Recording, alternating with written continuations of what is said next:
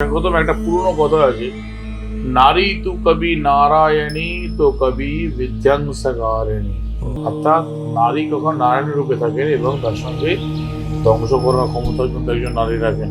নারীদের এমন কিছু জিনিস রয়েছে যে ছোট ছোট জিনিসগুলো যদি ঠিক মতন প্রয়োগ করা যায়, যদি ঠিক মতন দেখা যায়, একটু অবজারভেশনে রাখা যায়, তো আপনার লাইফে সৌভাগ্য চলে আসবে প্রচুর মতো।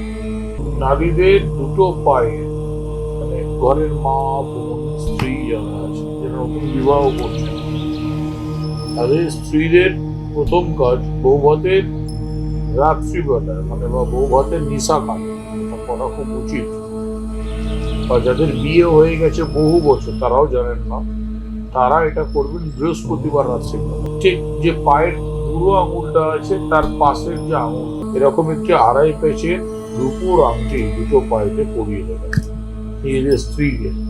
রূপো অ্যাকচুয়ালি চন্দ্র দক্ষিণা, চন্দ্রের দাম হচ্ছে রূপো। মন শান্ত থাকবে, মাথা শান্ত থাকবে, সংসার শান্ত থাকবে। এটা করে দেখুন, ফল লাভ করবে।